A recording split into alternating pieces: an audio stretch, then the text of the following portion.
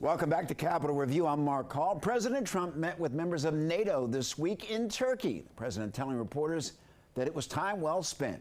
In the past, the president has been critical of NATO members and lashing out for their lack of support in the war with Iran. But he said recently that they had a lot of productive sessions behind closed doors, and he's looking forward to continued strong relationships. Joining us is George Washington political science professor, Dr. Todd Belt.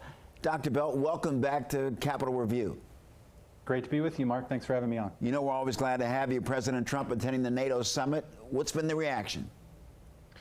It's been a little bit of the pendulum swinging back and forth. And, you know, obviously he got there and he was not in a great mood, specifically with regards to Spain, who is not party to the agreement that they made last year for all of the NATO members to get to 5% in terms of their defense spending. That's 3.5% on armaments and 1.5% on military infrastructure. And they were supposed to have a plan together for getting there within 1 year. And Mark Rutte, who is sort of an ally of Trump's in this regard, tried to calm him down a bit, especially in a particular press conference that they had.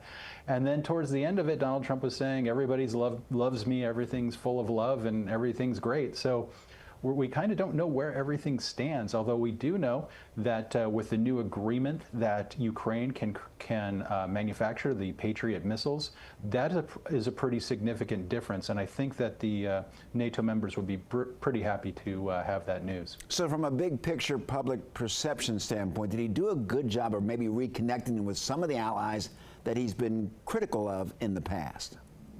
Well, I think he ended on a positive note, but again, he came in and he was the bull in the china shop. But this is just how he likes to do business in the past when he was a real estate person, and how he likes to just keep people off balance. He thinks that gives him a lot of leverage, and that's generally how you don't do things in international diplomacy. You want to engage in confidence building measures instead of using chaos for leverage. But, you know, Donald Trump will be Donald Trump, and that's the way he likes to get things done. And of course, there was also the issue with the host country, Turkey, and the United States, whether or not they're going to be moving forward with some of those sales of the F-35s, and whether or not that's going to have an impact on regional stability, and whether or not the Russians will learn anything about our fighters if they do get them.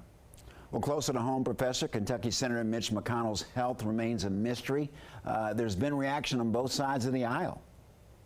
There has. You know, apparently there were some calls to Senate leadership. And the question is, you know, what do you do without Senator McConnell? He's not on the Appropriations Committee, which of course is going to be very important with some of those bills moving forward.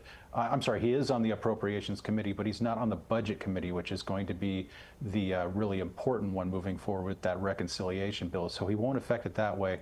But in terms of the overall votes and his presence on the Appropriations Committee, this could really make things difficult for Leader Thune, and he has to think, does he want to replace McConnell or not? And, you know, McConnell being a former majority leader and a lion of the Senate, you just don't poke him. You don't want to do something that's really going to be disgraceful for them. Could this have an impact on the upcoming midterms? Well, I don't know. I think there's some larger questions about the health of political leaders. I mean, you think about what happened with Biden at the end of his term. You have Congressman Tom Keene and Mitch McConnell, you know, sort of trying to hide some of these problems that they've been having because they haven't been forthcoming. And we had to learn about McConnell's because of the emergency call that came out. I think people are wondering about the health of their representatives, and you know, you might think there might be some older members who are on the ticket this time, and they might have some problems there. But I don't know that this is necessarily going to cut one way or another for each of the parties. Professor Todd Belt, thank you so very much for joining us. Great to be with you. Thanks for having me on.